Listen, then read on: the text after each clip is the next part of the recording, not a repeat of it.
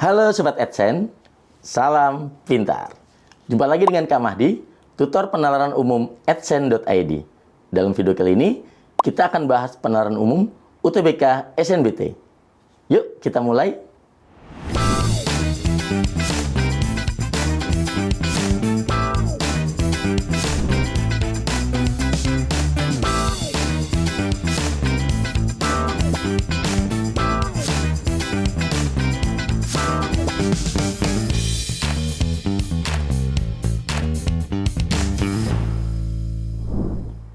Kita bahas soal yang pertama. Berdasarkan data dalam diagram tersebut, manakah pernyataan berikut yang paling tepat untuk memperkirakan impor batu bara, minyak, dan gas pada tahun 2020? Jadi kita lihat ini untuk yang batu bara, ya, batu bara, ya. Kita lihat tahun 2015 21, lalu 2016 20 gitu ya, dalam juta ton kan. Ini 2017 18 juta ton, 2018 17 juta ton, 2019 12 juta ton. Ini kalau kita gambarkan grafiknya ya, ini makin lama makin turun gitu ya. Jadi kita tuliskan seperti inilah, turun gitu ya. Oke. Itu untuk batu bara. Kemudian untuk minyak. Oke. Di tahun 2015 ya, 2015 itu 25 juta ton. 2016 24 juta ton. 2017 naik lagi 27 ton. Ya, 27 juta ton. 2018 tetap 20 juta ton. Kemudian 2019 24 juta ton. Ini kalau kita gambarkan grafiknya ya, dari 2015 ke 2016 ya, itu ada turun gitu. Kemudian 2016 ke 2017 dari 24 juta ton ke 27 juta ton kan naik ya, naik. Gitu, kita tuliskan seperti itu.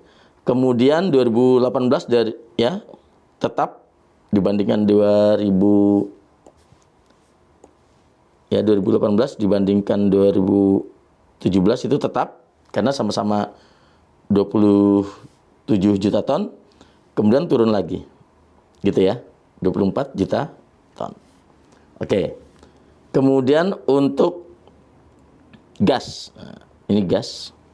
Kita lihat untuk yang gas 2015 itu 12 juta ton, 2016 12 juta ton, tetap dari 2015 ke 2016. 2017 naik menjadi 13 juta ton, 2018 naik menjadi 14 juta ton, 2019 naik lagi menjadi 15 juta ton. Berarti kalau kita gambarkan grafiknya, itu tetap dari 2015 ke 2016, kemudian naik sedikit. Oke, kemudian naik lagi,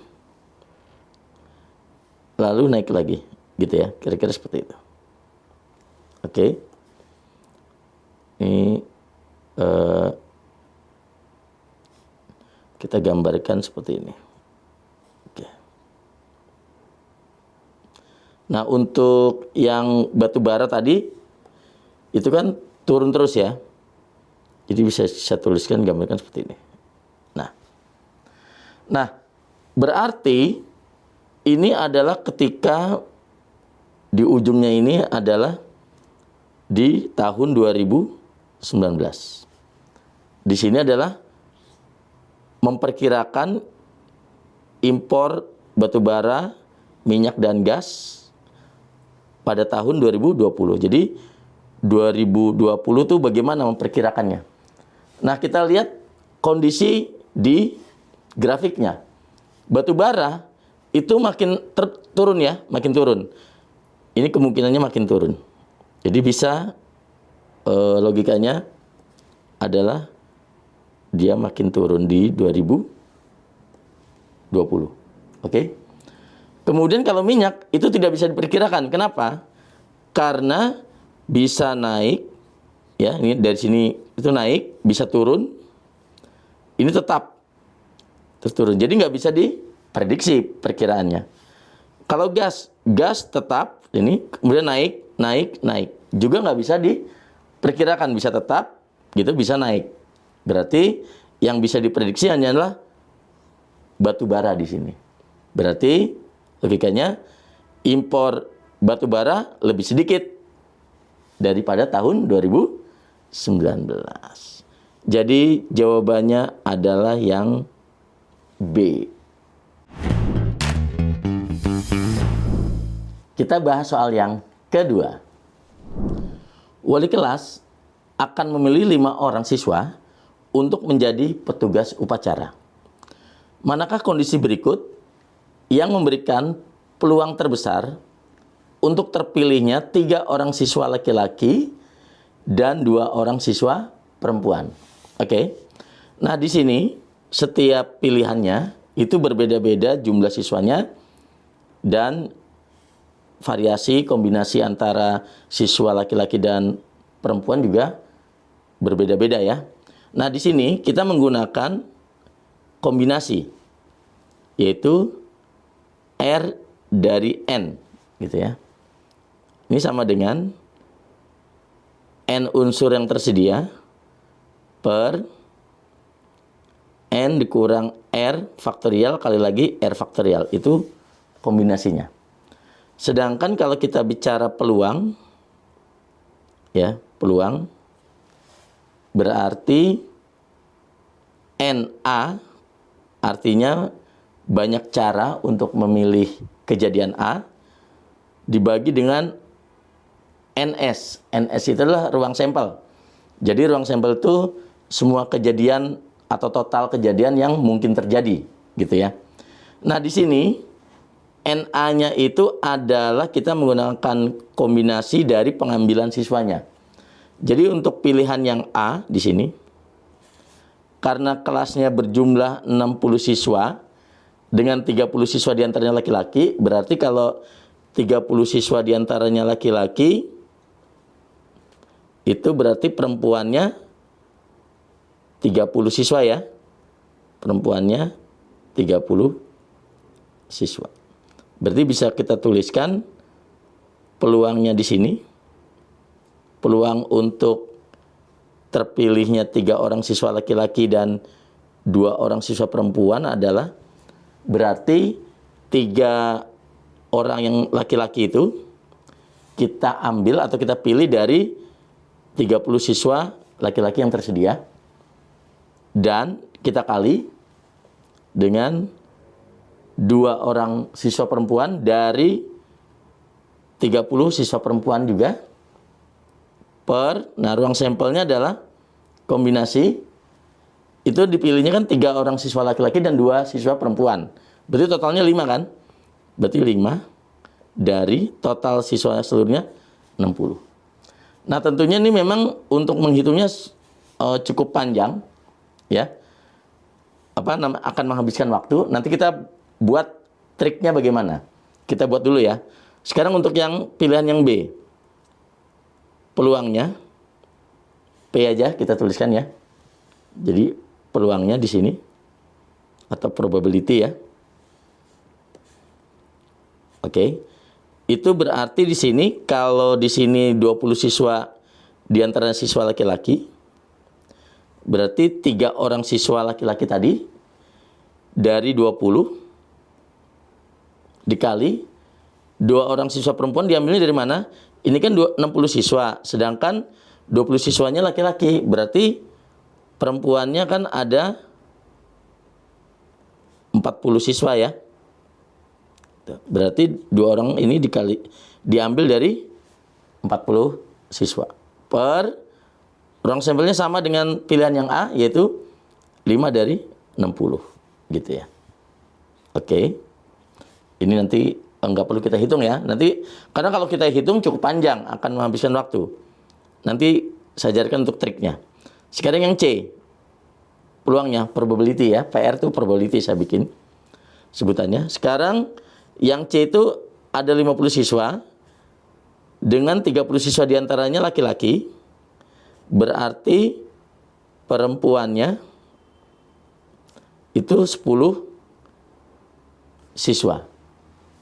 Berarti 3 siswa laki-laki kita pilihnya dari 30 siswa dan 2 siswa perempuannya dipilih dari 10 siswa.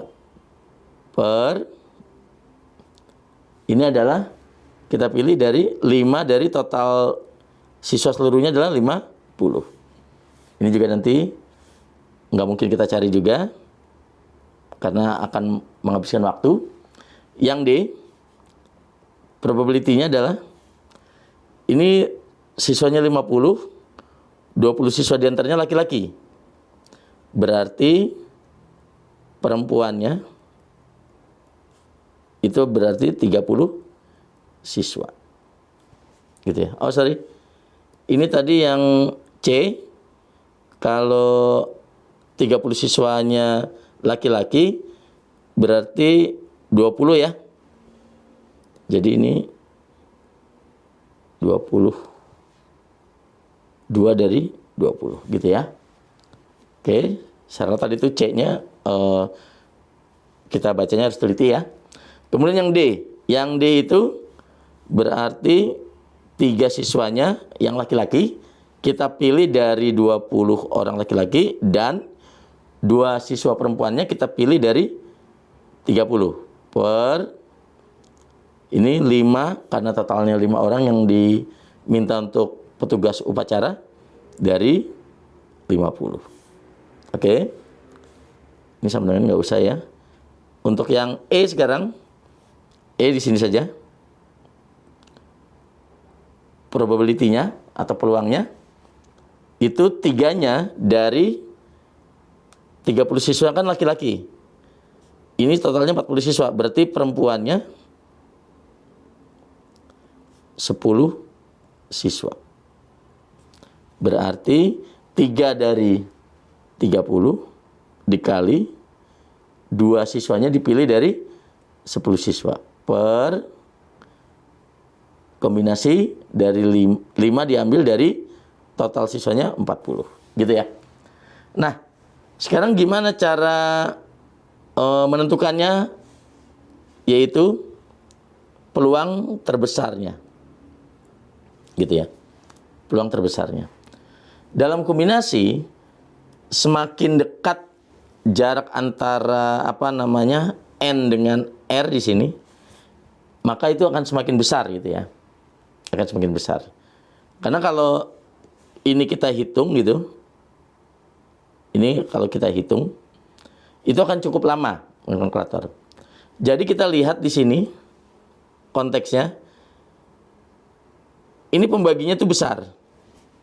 Ya, pembaginya besar. Oke. Kita lihat atasnya di sini. Ini 30C3, ini 20C3, ini 30C2, ini 40C2. Gitu ya. Jadi jauh lebih besar yang A dibandingkan yang B. Jadi ini bisa kita tulis peluang ya, probability untuk yang A gitu, pilihan A. Oke. Ini lebih besar daripada peluang yang B. Oke. Tapi kalau kita lihat yang C, ini justru jauh lebih besar karena apa? Ini pembaginya kecil. Pembaginya kecil. Yang di atas di sini 30C3 sama 20C2. Ini kan hampir sama dengan yang pilihan A, tapi di sini kan 20DC2. Jadi bisa kita katakan ini probability C-nya itu lebih besar dari probability A. Berarti otomatis lebih besar dari probability B. Gitu. Kemudian untuk yang D, nah ini pembaginya sama dengan yang C. Tetapi bagian atasnya itu lebih kecil dibandingkan pilihan C. maka bisa disimpulkan probability D-nya ya itu lebih kecil. Ya. Jadi probability D-nya itu lebih kecil, saya tulis saja ya. D-nya itu lebih kecil dari probability C. Cuman kita nggak bisa nentuin tanpa kalkulator ya. Atau sebenarnya bukan kalkulator, ngitung biasa juga, tapi cukup lama kan? Karena rumusnya adalah ini.